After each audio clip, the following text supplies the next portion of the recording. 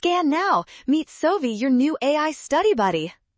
Aminotransferases are vital for nitrogen metabolism, and we need to predict what happens to the Krebs cycle when this specific enzyme stops working right now. First, we see that this aminotransferase normally converts aspartate into oxaloacetate. If the enzyme is non-functional, the production of oxaloacetate will drop significantly, which stalls the entire metabolic pathway quickly.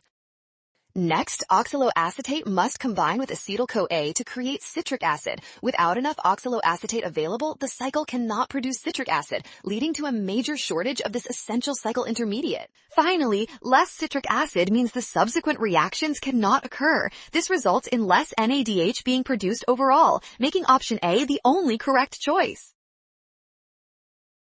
Well done! Scan the code, you can learn better with Sovi. Avoid a rush when reading diagrams and always trust the given biochemical pathways.